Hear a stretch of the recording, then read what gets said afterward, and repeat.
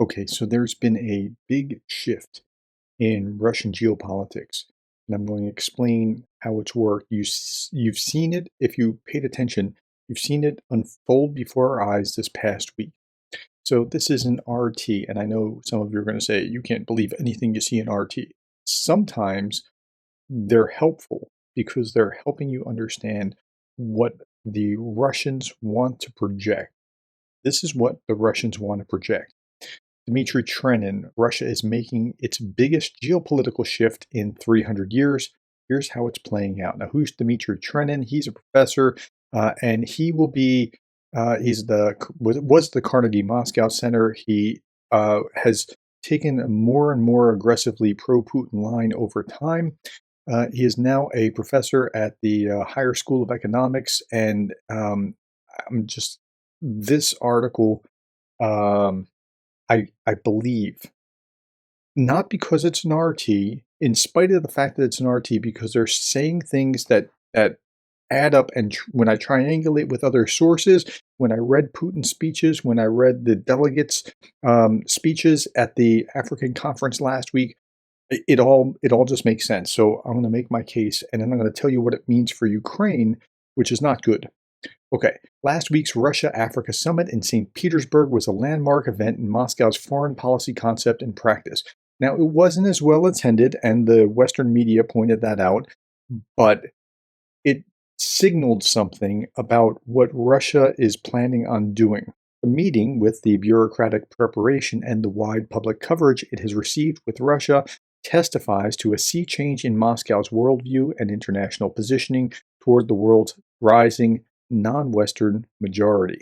Okay, so yeah, it got some big coverage, and it inflated the coverage it had, and you'd expect that from Russian propaganda. But I think that there is actually a legitimate sea change in the Russian mentality toward the West and toward Africa.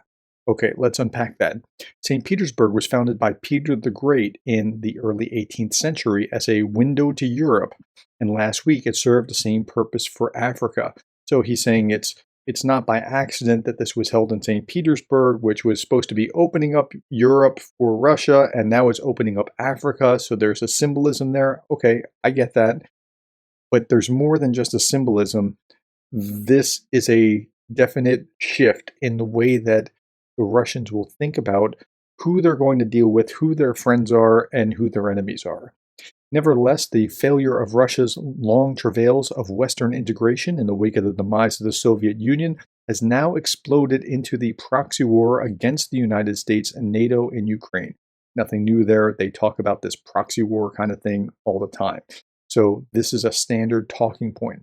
This has produced a historic shift in Moscow's policies comparable to the time of Peter the Great in its significance, though in a wholly different direction.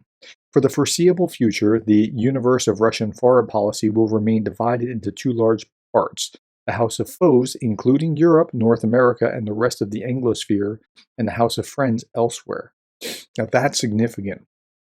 Putin, in about 2008, turned his back on the West, and he has been making preparations for what's happening right now ever since. He thought, okay, the West isn't going to play nice with me. I'm not going to play nice with them. It wasn't very long before he was invading Georgia, and then invading Ukraine in 2014, and then invading again in 2022. And he has set his face like flint against the West. I don't think he even wants to be or cares if he's invited into Western stuff anymore. He sees the West as an enemy, and an enemy only. 49 nations out of the continent's 54 were represented in St. Petersburg. True, only 17 of them participated at the top level. So they're being fair with the facts about that it was poorly attended in the sense of what heads of state were there. What was lost in the status of representation was compensated in the intensity of interaction.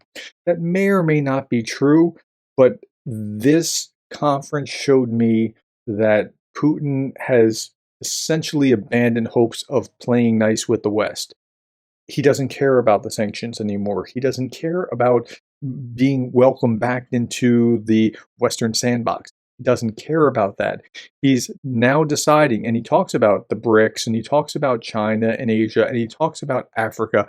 But I'm now convinced that this is the direction that he's going to refocus Russia. The article goes on, we need to counter Western accusations of Russia's responsibility for the spike in food prices following Moscow's withdrawal from the Black Sea grain deal, while conveniently ignoring the fact that promises to Moscow to end the Western blockage of Russia's agricultural exports were never kept, made the Kremlin go beyond the usual verbal rebuttal. Okay, but you actually are causing the problem by not letting Ukrainian grain out and destroying Ukrainian grain. So it's not that it's not happening. They're just upset because they don't feel like they got what they were hoping to achieve from the previous deal. At the summit, Putin not only promised to deliver grain free of charge to 5 of Africa's poorest nations, but announced plans to expand commercial shipping and build logistics by sea and air linking Russia to Africa. Okay, let's talk about each of these in turn. So the first one is to deliver grain, so to give grain, that's the first part, and deliver it free of charge. Now, it's 50,000 tons, but 50,000 tons is nothing to turn your nose at. It's not going to solve a poverty problem, but it is going to generate some goodwill. The next part was announced plans to expand commercial shipping and build logistics by sea and air linking Russia to Africa. I would be surprised if there are not Russian bases in some of the African coast countries, Russian naval bases, so that they have some place to go other than in Russia within the next few years or at least decade. Create a hub in Africa for Russian trade, well, that's part of the deal, and expand Russia's share of African food imports. That's also part of the deal. As for dealing with Western propaganda, Moscow envisages major expansion of the Russian media presence on the continent. Now, African, especially authoritarian African leaders, are more than happy to just cut and paste RT and put it into their newspapers, and not a lot of African countries, it seems, are willing to stand up against it and say, hey, what Russia's doing is wrong. Most of them either ignore it, say we're neutral, or they're happy to embrace it. The idea is that Russians and Africans need to have the means of learning about each other directly, and so that's going to be exchanges of educational exchanges to Russia as well. So Russia's really thinking about trying to make inroads into Africa in a meaningful way, largely because the West has turned their backs on them in their opinion. Okay. Having abandoned the Soviet Union's rich legacy in Africa in the early 1990s, Moscow faces strong competition there. Compared to China's Africa trade of $280 billion, and China's really doing this in a large way, entering the African continent not just for resources, but for trade advantages and ultimately some military capability as well. Uh, China's Africa trade of $280 billion, America's at $60 billion, Russia's is a puny $18 billion. However, Moscow can do much better. So they recognize that, and they're going to amp this up. And I would be willing to bet you that it's going to amp up significantly over the next few years. Russia's revived interest in Africa is strategic rather than tactical. That means they're thinking long-term, not just about what's going on right now. They're not just trying to get a few guns from some African country. They're trying to think about where our Russian Navy ports might be, or where they're going to get particular minerals or other resources from for the long term. It goes way beyond the important but mundane issues of economic security and technological cooperation. It also reaches beyond the war in Ukraine. That's important, and I'll come back to that. In more strategic terms, Russian policymakers increasingly see Africa, along with Asia and Latin America, as part of the rising wave that will help replace the current Western-dominated world order with a more diversified construct built around a number of civilizations. So if they can't play in the West anymore, fine, we'll turn to Africa. There's 50 countries there. We can work with them. We can create a bloc in the UN and work with our interests with China, Russia, North Korea, and these African countries, or the BRICS and these African countries. Some Russians claim that they have a continent of friends in Africa. Indeed, Russia, in contrast to Western countries, is unblemished by colonial and neo-colonial exploitation of the continent. Not fully, but generally speaking, that is largely true. In the 20th century, it actually provided military assistance to a number of national liberation movements and economically supported many of Africa's newly independent states through infrastructure projects. Yeah, sure, as long as they lean to a communist Soviet kind of direction, opposed the West, they had done that, and that's all true. It trained thousands of doctors, engineers, and teachers.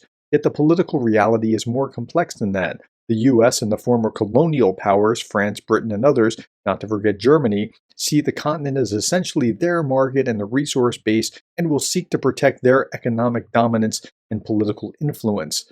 They will make Russia's progress in Africa as difficult as possible. Okay, they love talking about this colonial bit and, they were colonizers and we're never colonizers and that kind of thing. Well, you colonize your neighbors and that's how you grew Russia. But nonetheless, they are correct about that. And there's another element to this as well. Authoritarians tend to like other authoritarians. For some reason, I can't quite see because they would eat each other, like if it really came down to it. But they tend to trust each other or work together well with other authoritarian states. And it concludes with this. However, what is more important is the paradigm shift in Russian thinking and actions toward Africa, which is turning formerly exotic states into normal and valuable partners. I think this is true. I think this is the way of the future for Russia. Can't play in the West, sanctioned all day long. Well, we'll turn to these countries, we'll turn to the BRICS, we'll turn to Asian countries, and that's exactly what Russia's going to try to do. Now, that is not necessarily bad in and of itself, but it's just one more sign that Russia is in it for the long haul. And I'm telling you that because I'm triangulating on other facts here. Russia's not giving up. They've just increased the length of service age requirements for their citizens up to age 30, and they have to serve for a year. They're teaching from 10th grade, 11th, and 12th grade. They're teaching basic Russian or basic military preparedness in Russia. This is another sign Russia's not planning on giving up or going anywhere. They're just reconstituting elsewhere, trying to create their supply chains and their economic trade and eventually military trade. And eventually, I'm predicting you'll see Russian bases in Africa. And that's the way that they're going to proceed in the future. So the St. Petersburg thing was a really interesting thing. St. Petersburg was the shift into Europe from Peter the Great, and it's, I think, the shift now into Africa. But it's a bad sign for Ukraine because it's telling me that it's just another indicator that they're in it for the long haul. Now, I could be wrong. Tell me what you think. I'm willing to listen, and I want to grow. And if I'm wrong, I want to hear it. So thank you for your comments. Thank you for the likes if you found this valuable. Thank you for the shares and the subscribes and the coffees. Thank you more than anything else for being the kind of person that cares about Ukraine. I'll be back tomorrow, and I hope you will be too.